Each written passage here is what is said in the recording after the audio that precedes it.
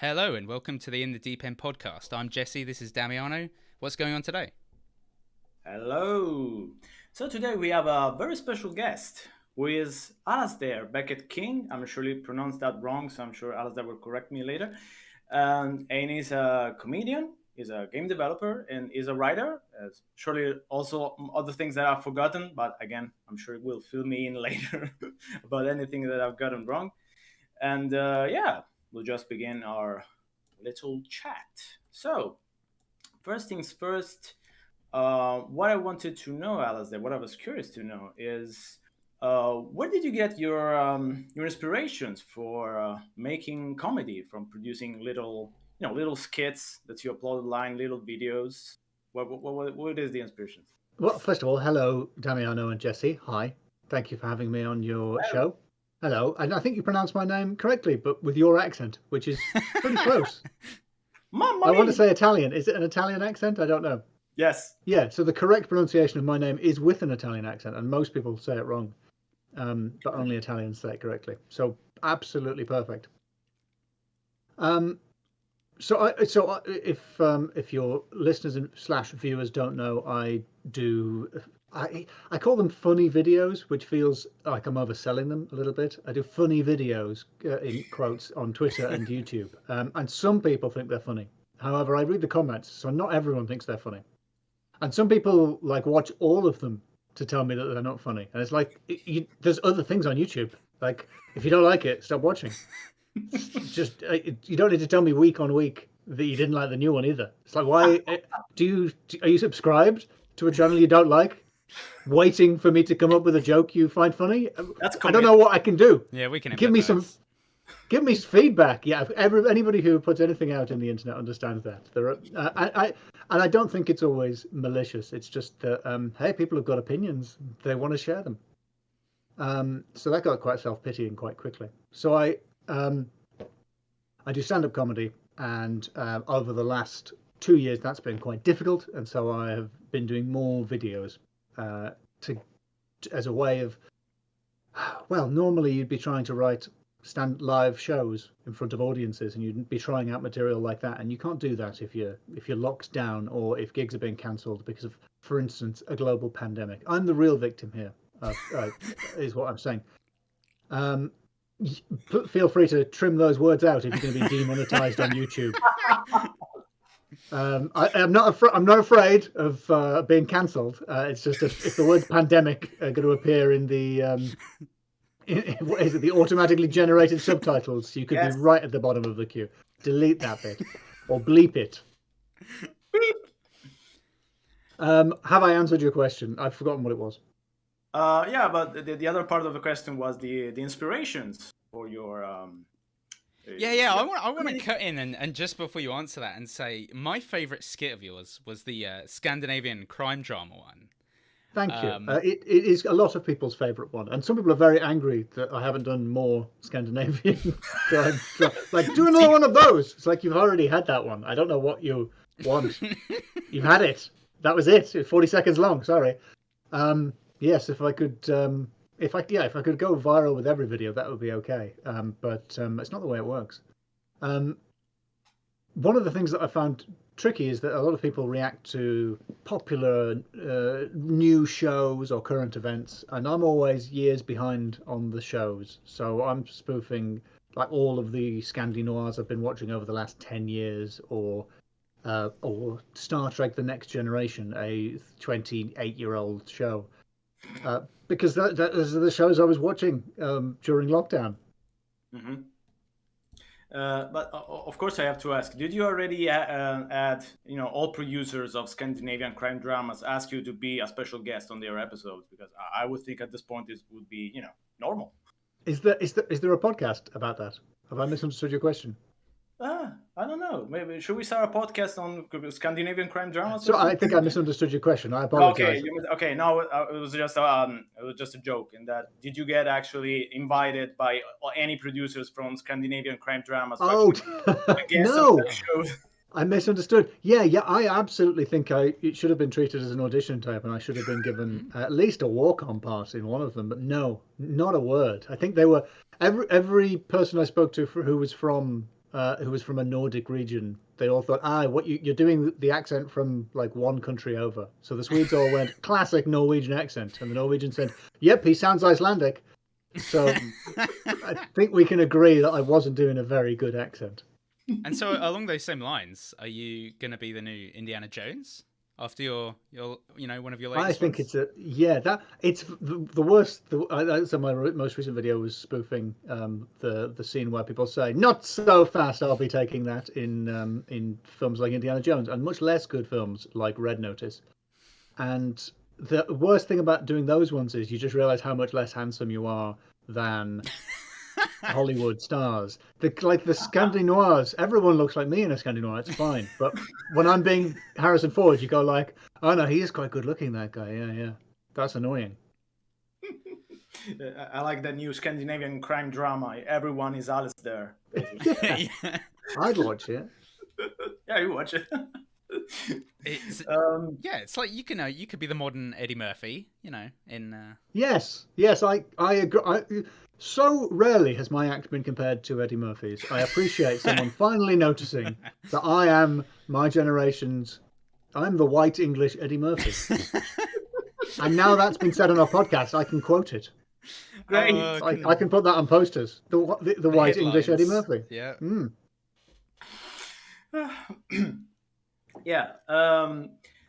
But along with your funny videos, as you said, you've also been. I've also made some unfunny videos. Yes. Yes. Yes. But you've also been writing for some games. For example, a game that we've recently talked about on the show, basically the last episode, which is Unforeseen Incidents. So, yes, yeah, a game about a virus sweeping the world. What do you know? I swear we didn't mean to predict reality with that game. Yes, first of all, I haven't heard your previous episode, so I don't know what your take on it was. I hope you didn't hate it. I hope you liked some of it at least. We didn't hate it. I actually, but back when we recorded this, I hadn't played it again because I played it when it was released, so my memory was kind of faded. But I played it again, so now I got kind of a fresh take on it. But yeah, I'm curious to ask what did you bring to the table when it came time to to collaborate on writing Unforeseen Incidents? So what did you do? What was your Yeah, well, that's it's important to note, of course, that it was a collaboration. I was a co-writer with Marcus from Backwood Studios, who was the project lead and the lead writer. Mm-hmm. So the way that worked is I'm not a translator, and so occasionally I've been credited as translating the game from German to English, which is like, I wish I could, but I don't know how. So I think the way of working that we came up with, I think it's unique. I'm not sure. I've never heard anybody else writing a game in two languages at once, which is what we did. So right. Marcus, like many Germans, speaks very, very good English, but it's not. He's not fluent. No, he is really. What is it? It's that Germans speak sort of Denglish, where they speak a perfectly grammatical version of English, which is exactly how Germans speak English, and not exactly how British or Americans or Australians or Canadians or wherever you are. It's its own thing. Because they speak it so well, and you spot certain constructions where you think, yeah, there's nothing wrong with that sentence, but that's how Germans say things, not how Americans would say it. And so what we did fairly early on, they had an outline and a demo, and the publisher brought me in, and we started working together. So we wrote the game together in parallel.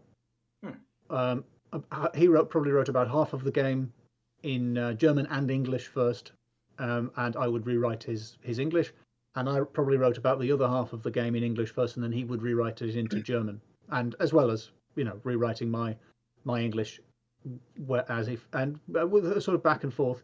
So it's a very weird way to make a game, to sort of translate it as you're going, but what it means is that the English and German versions are both unique because there are some jokes, for instance, that are different in the English and the German version inevitably, and neither of them are the original. And some fans are quite, I must play it in whichever language is the original language. People who are bilingual are used to translations being really poor, and especially in adventure games, Yeah. clues not making sense because they've been translated literally.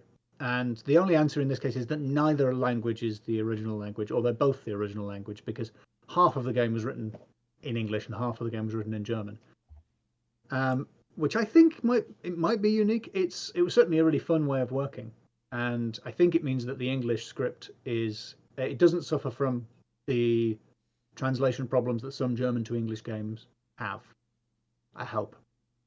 So when you say you worked on writing the game, did you sort of develop half of the story then of what what was It's going harder to to happen? decide that.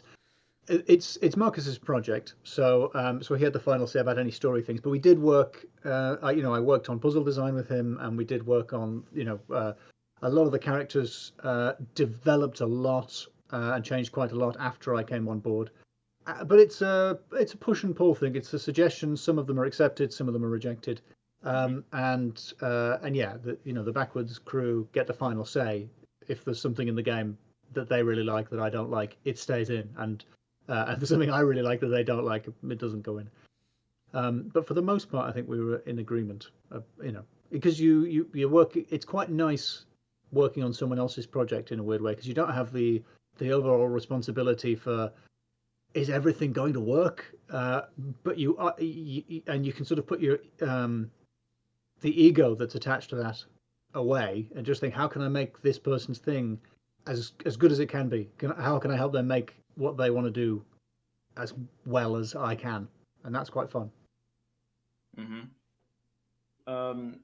So basically what you said is that you influenced each other a bit over the course of writing the game, but yeah, basically the main idea I think is so the idea about the virus. Yes. So that all came from Marcus. I didn't come in with like any premises.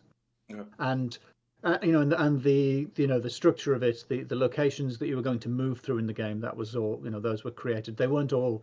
About maybe half of the art assets had been created by the time I came on board. So I had some influence over like the locations towards the end of the game, but less at the start because a lot of it had already been created, which is also quite nice because I think I wrote probably most of the interactions in the rooms. So and if you've played a point and click adventure game and you've played this game, you know that a fair amount of the time you spend with the character is interacting with things around the character, and it's often a good place for jokes. But we tried to as well. When it was pitched to me, it was pitched as a comedy game, and I think it's a very funny game. I hope it's a very funny game. It's definitely got jokes in it. Yeah. But I said to the publisher, and I think that was the line they went, is that this is a science fiction thriller that also has jokes in it, and so the funny angle it isn't emphasized very strongly in the marketing blurb, which I also helped work on, or in the trailer, which I edited. So the trailer ends with a little joke, but it doesn't have crazy jokes all the way through because it's mainly selling the story. Yeah. And the way we make it work is that we have a main character who's a fairly archetypal point-and-click protagonist, in that he's quite handy. He likes to collect things, and he's a bit of a loser. And it was very important for him not to be a dickhead protagonist, because there were so many of those. It felt like when we were making it, whatever it was, 5 or 6 years ago, it felt like a lot of the new adventure games that were coming out, and I don't want to name any names, a lot of them relied, I'm talking about Deponia, a lot of them relied on dickhead protagonists for the comedy. And I thought, can we have a character who makes jokes and wisecracks, but is essentially a decent person, is essentially a kind person who you like? And I hope that worked. And I hope that the interactions in the space, we tried to use those as opportunities to feed in bits of backstory or tell you more about the character. So often in old adventure games, you used to click on the car and the protagonist would say, it's a car, because you were dealing with about 9 pixels. And there's a fairly good chance that you couldn't tell what it was you were looking at. And that's not the case anymore. And I still occasionally play something where they're like, it's a car, that's my hat. It's my front door. It's like, well, I already know all of this information, so you've wasted time getting a voice actor to record that. So hopefully, but what we said was, okay, well, when we're at Harper's hometown, lots of the things you click on will trigger memories. So it's like, oh, hey, we always used to hang out here when we were kids. So it hopefully it's fleshing things out, and then when he's in a big city, he doesn't like the big city. He's very critical of things because he's feeling out of place there, rather than just flatly describing the world around him. And I think it worked because the positive reviews, I read them all. The positive reviews all really liked spending time with the main character, and it was a common feature of them that they said, we like, it's really, this guy's funny, and we enjoy spending time with him. And the negative reviews didn't like him, and they were like, oh, he makes too many jokes, or like, I just didn't like this guy. And that's the way it's going to be, because I think if you don't like the protagonist in an adventure game, well, you're not going to be jumping over anything or shooting anyone. The important detail there is that the majority of them liked him, and the majority of the reviews were positive. But I think I think that means that we did our job, because not everybody's going to like it. So I think it means it worked. Yeah, I think that's one of the things that sticks out to me was Harper is very relatable. Like he's a very normal sort of everyday person. I think the game has a lot of character, and I think it does well to kind of, he's not a superhero, but he's not, like you say, he's not a dickhead. He's just kind of your normal guy trying to get by in this kind of small town. Yeah, I suppose he's an everyman who isn't quite an everyman because he's caught in the middle of a global conspiracy. But he's supposed to be an ordinary person, and there are people, there's scientists and clever journalists, and so because there are puzzles in the game. Well, what's Harper's skill is, well, he fixes things. He's a handyman. So let's see how can a handyman's skills help him deal with a broken sword-esque, or maybe it's a bit Indiana Jonesy maybe in places, a conspiracy adventure. And I think we came up with, not happy with all of the puzzles, but I think there's a lot of places where we've come up with plausible reasons that he would collect together bits of wire and things and try and fix machines. And so that's I'm glad that comes across to some extent.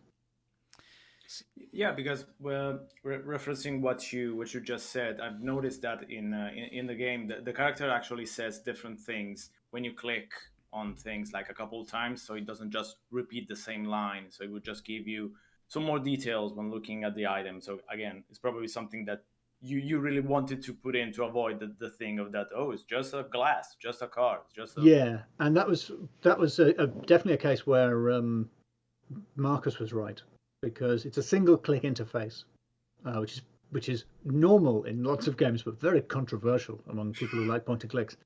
Which means there's no look, take, open, close, lick, smell, touch, tickle.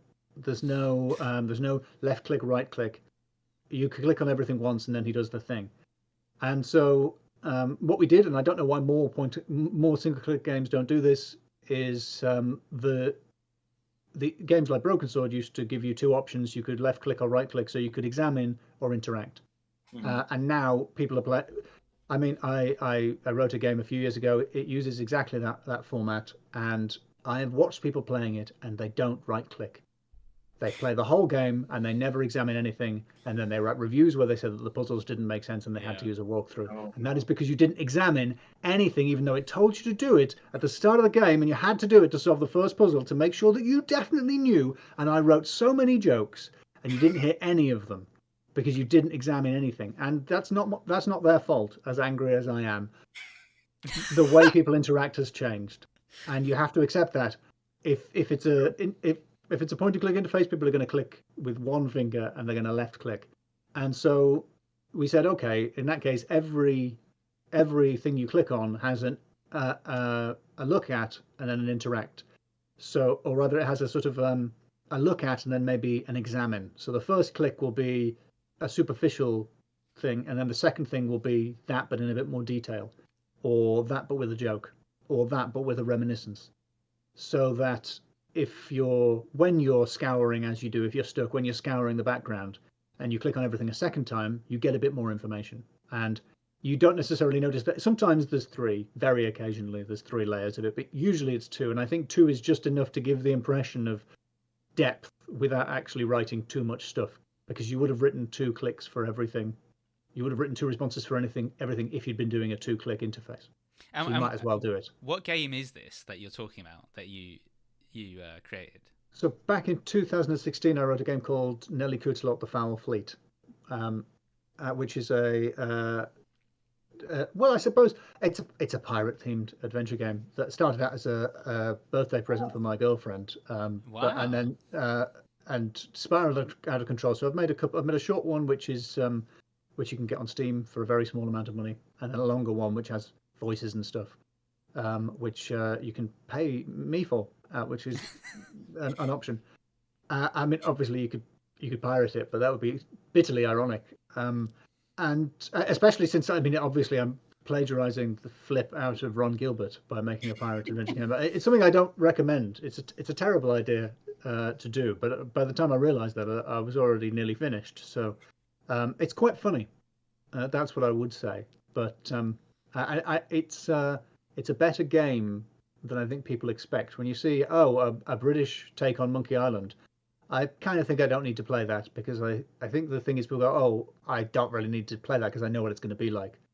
And I think when people do play it, they go, actually, no, that had more character and it was funnier than I thought it was going to be. And that's quite nice. But it is a marketing nightmare. So I'm looking at your Moby games. I don't know how... It says all the games you've been involved in, but I don't know how true any of this is. Oh, I'd love to know what other games am I involved in? It says I'd love to know. Do I have a job? What's going on? I mean, it says it mentions I've seen incidents in Nelly Kutelot, If on a Winter's Night, Guard Duty, Kathy Rain. So I understand why I'm in all those credits. Metropolis. Metropolis I did work on, so I worked on the English script for Metropolis, although it was much more of a complete game by the time I got involved. I still gave lots of feedback on structure and stuff, much of which didn't affect the final outcome of the game. But yeah, so I definitely wrote quite a few of the jokes in Metropolis, and I directed the English voice cast, which I think is the only. I don't think there's any other language on it. So I directed the voice cast, would be a more sensible way of saying that. Mm-hmm. But the other ones are, so I used to use Adventure Game Studio a lot in the early 2000s, and that was a starting point for quite a few sort of indie adventure developers. YGI games are still made using Adventure Game Studio most of the time, so that provides a little context for anyone who's an adventure game fan. And I put together a module for AGS that does smooth scrolling and parallax. So that will be why I've got credits in those games, just because I wrote a tiny little script that's in it. So I didn't actually have anything to do with Winter's Tale or Kathy Rain or any of those other ones. Right. That's interesting. So you must, I mean, do you know Francisco Gonzalez and all those other sort of early 2000s? Yes, I know Francisco and Dave. I helped to organise an annual event. Well, we call it an annual event. We haven't done it for 2 years, but we normally do an annual event called Adventure X in London. Is that you? You help organise that? I help organise that, and I spend most of the day standing on the stage introducing the next speaker and then mispronouncing their names. It's very embarrassing. That's the problem with having an international event where you invite people from all over the world. You then look like a fool by going Damiano and molto bene. Was that yeah, bellissimo. You have to do the finger thing to make it. Then it's Italian. Hey! Now it's Italian. Yeah. So I've helped organise that for a few years, just mainly out of enthusiasm for the genre, and that's a fun thing to do. Sadly, we haven't been able to do it since 2019, but maybe I'm sure it will happen again, but I don't know when. So I have quite an interesting question, because recently I did an interview with Rick Gush. He was the writer at Westwood Studios, so he wrote like Doom 2 and a few of the Legend of Kyrandia games, if you're talking point and clicks.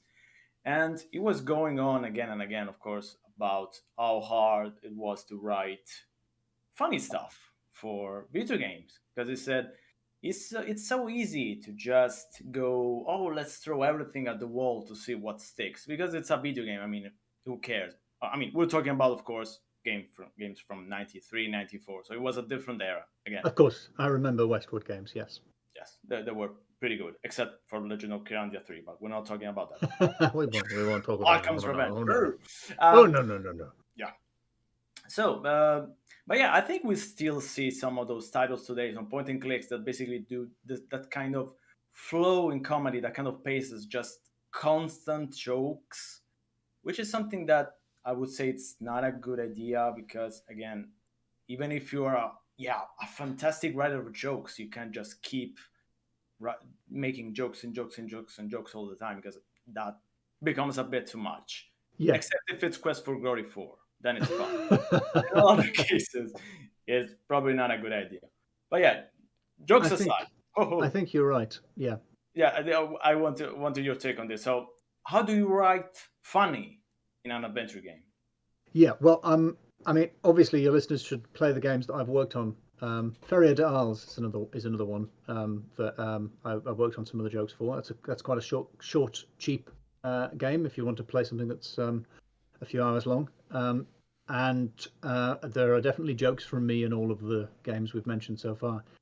So they can decide whether they think I know anything about funny for themselves before taking what I go on to say too seriously. I think it's very hard to write jokes, and I hope some of the jokes in the game are good. I know some of the games. I know some of the jokes. Sometimes they're cheesy or fourth wall breaking, especially in the earlier things I worked on. And it's very easy to get a joke by undermining something. I think it's one of the easiest ways of writing a joke is by undermining what you're trying to do. And breaking the fourth wall is the most obvious way of doing that. And games and TV shows that we love all break the fourth wall. Discworld 2 breaks the fourth wall during the opening cutscene. Yep. Which is not very good in my view, although I think it's a very good game. That's not the best joke in the game, because you haven't established anything yet, and already you're saying, "Hey, it's just a game." Yeah.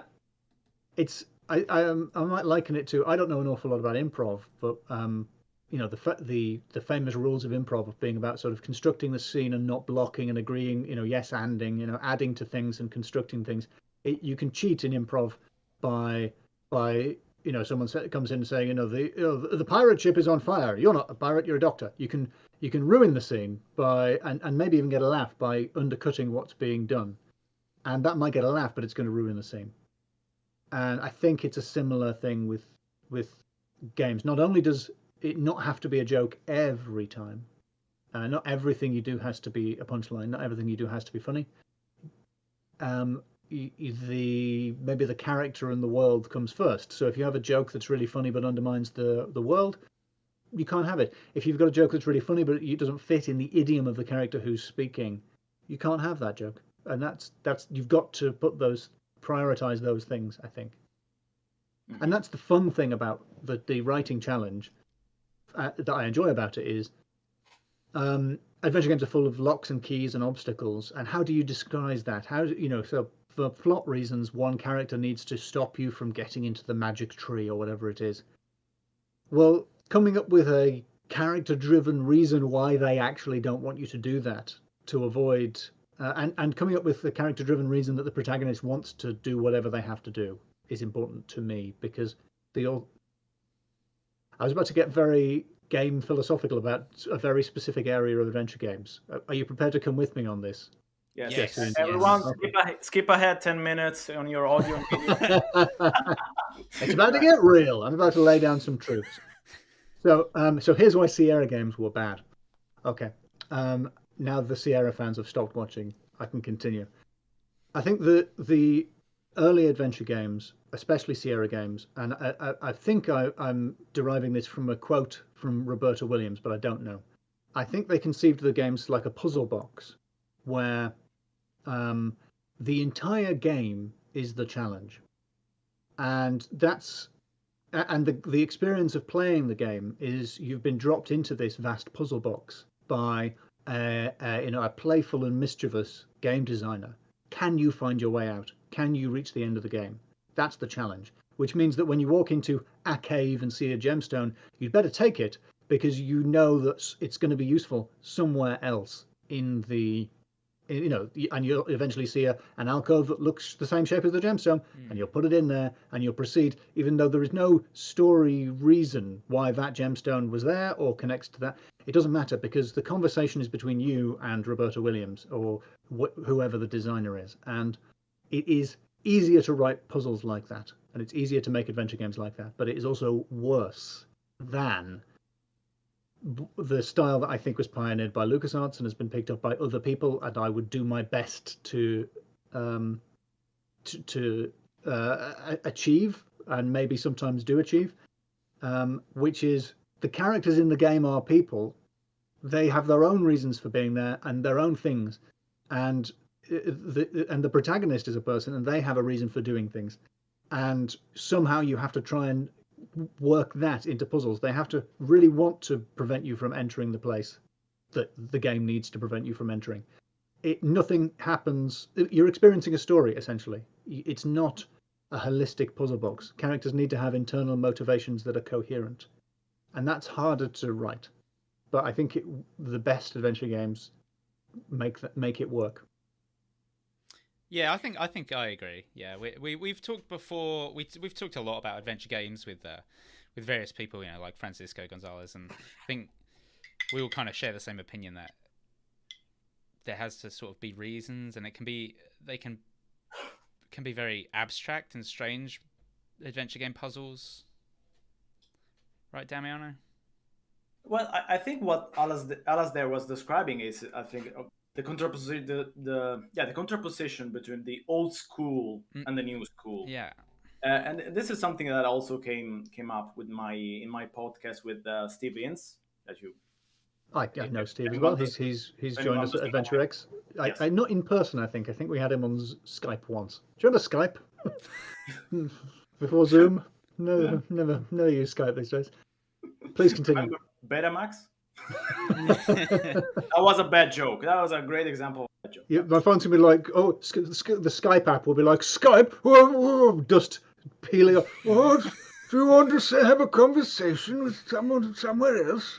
Oh, Skype, that's a name I haven't heard in many years. Anyway, continue. Yeah, well, anyone, if they don't know who Steve Ince is, he was one of the main writers at Revolution Software. So he wrote several Broken Sword games and several other classic point and clicks. Yes, and a talented artist in his own right as well. Yes, visual artist. Yes, very true.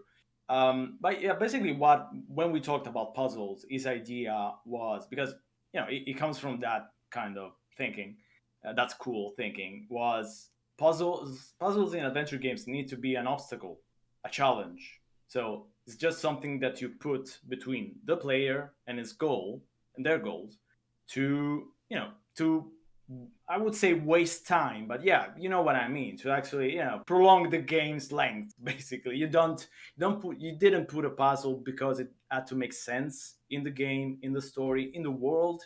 You just put it because you were supposed to put it. That was the challenge. That was what the developers thought was fun for the people playing adventure games, not the story. They played it because they had fun solving puzzles, and that was true. I mean, it wasn't just a crazy idea. That was probably true, because I like puzzles. I do enjoy solving puzzles. Right? I mean, I'm not anti-puzzle. People bought those games, played those games. Now they're they became crazy later. But yes, I mean, they liked these games. And yeah, the new school of thinking, of course, is different in that a puzzle needs to make sense in the game's world, in the narrative, as you mentioned, for a character to do something to reach their goals. This puzzle has to make sense. So you don't really design the puzzle first and then the story. You just do them, I would say, maybe at the same time. But yeah, basically, the story comes first, and then you try to work in puzzles that you like, that you think are funny, challenging, whatever. But yeah, you try to make them sensible in the games.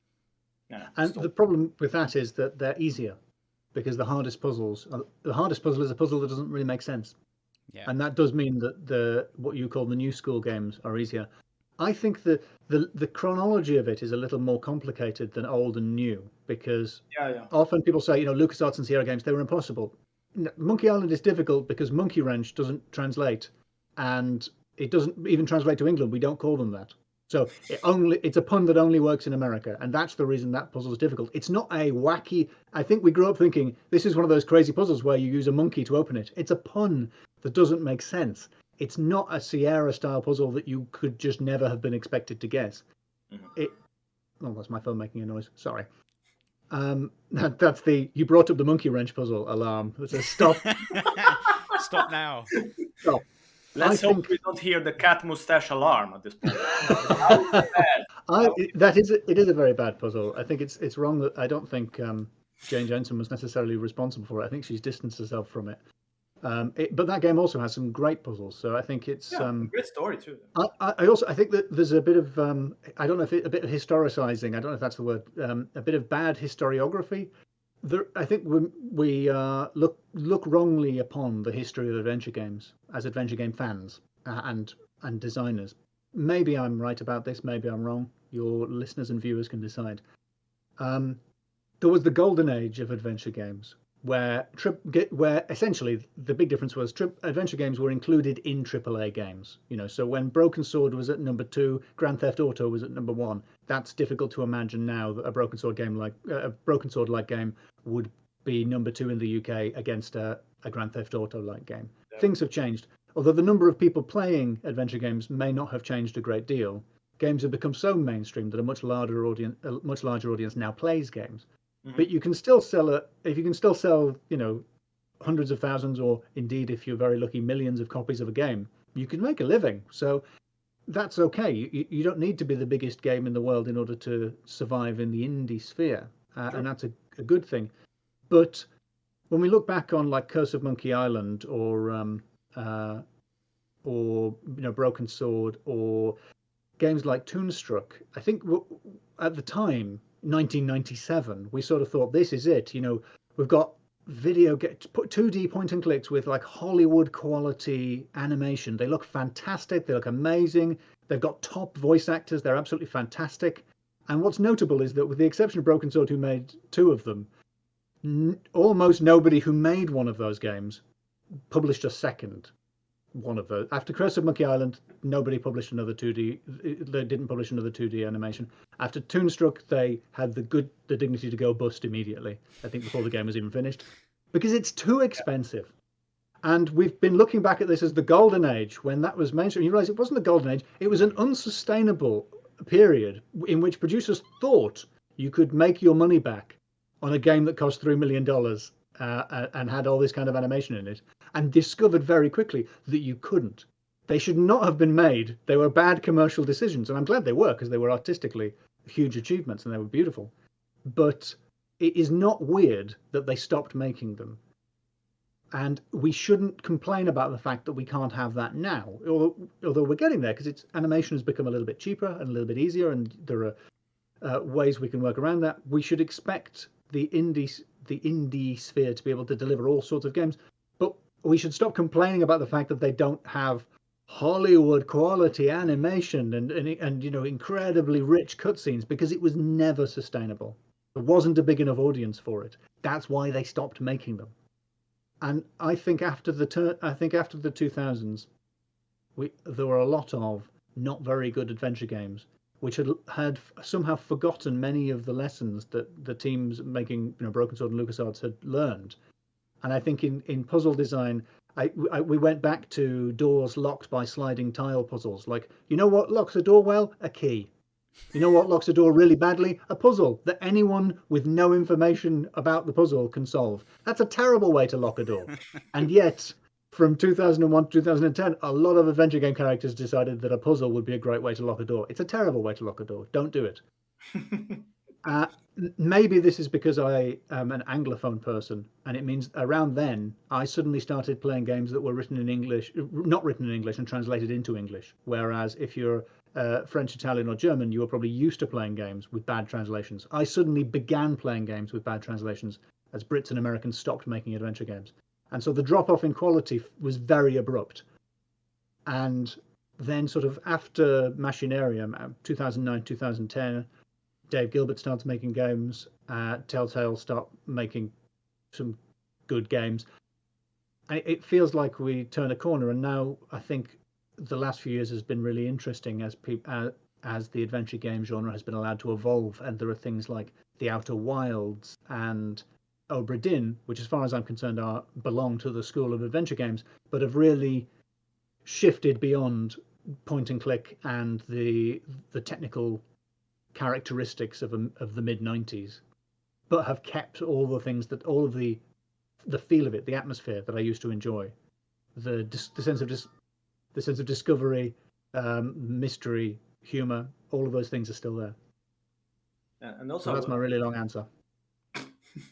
And also, I would like to mention we actually saw a kind of the return of the FMV Adventure, which was also another big reason why they actually stopped making those. FMV is another great example of it was too expensive. It's now cheaper. And most of them were also terrible. And they were also very bad because just putting Hollywood actors in it. The real problem is that they didn't know how to direct them, I think. And as soon as you've got these real, in some cases, very good actors, they very quickly sense when they are wasting their time and are just there to get paid. And you can see people, I'm not going to name Christopher Walken, of course, but you can see people taking the piss, frankly. I think you'd be well suited to an FMV game. This guy is unfucking believable.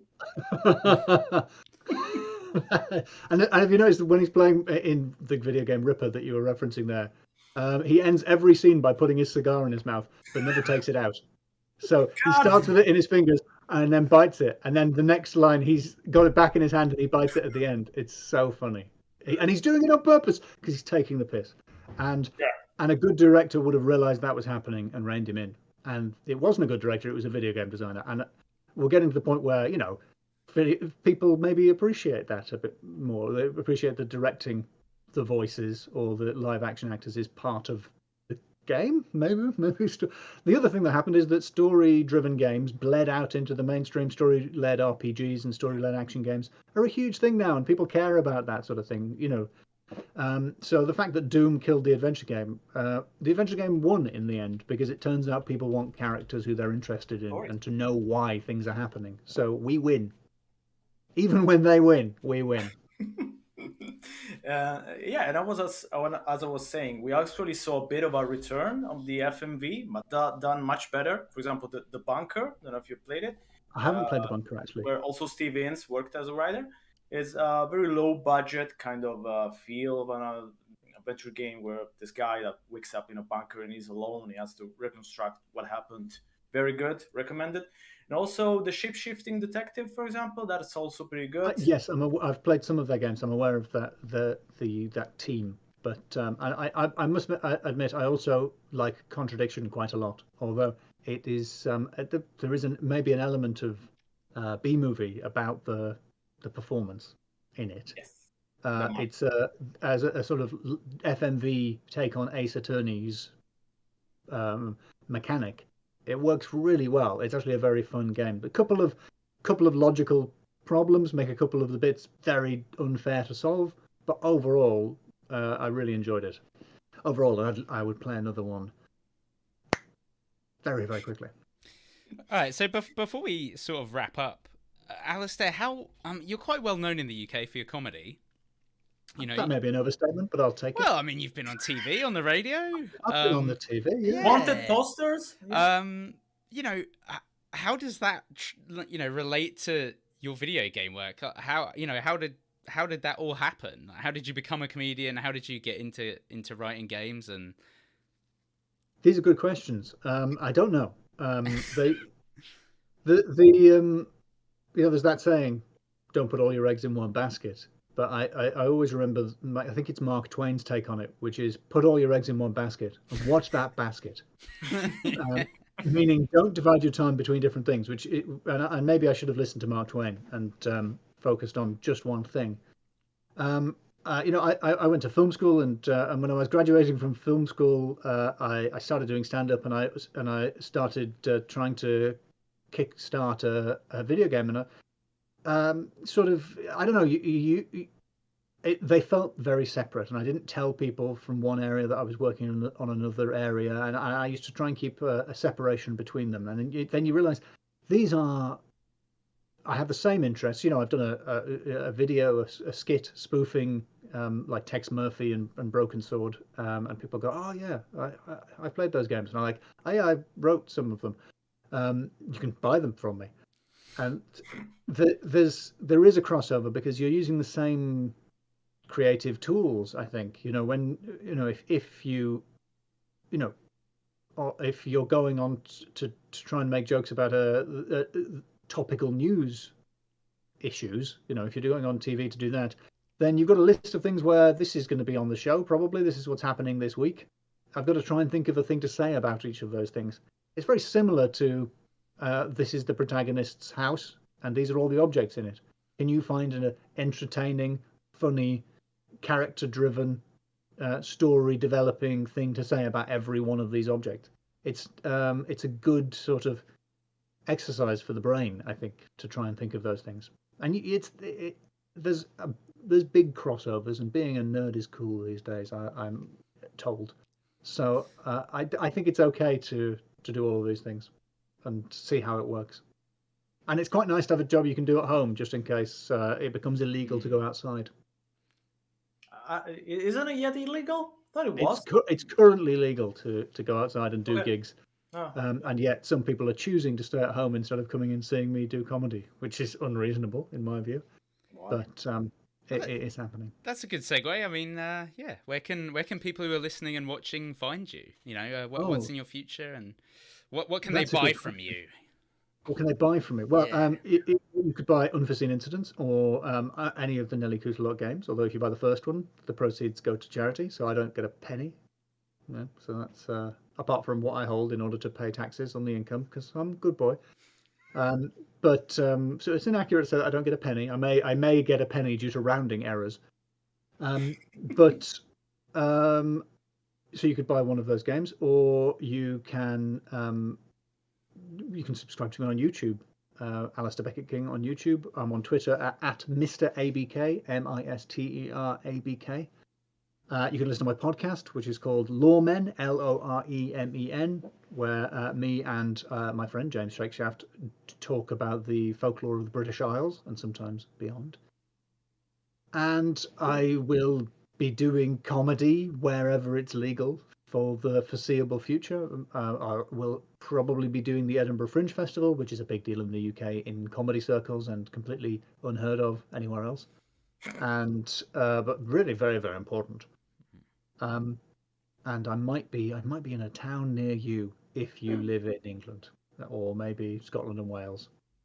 I'm safe. Yay! Yeah. Yes. See, now it's your problem. Yeah. Watch your back. All right. Then, I want to. We want to thank Alasdair for his time. It was very good to have you on.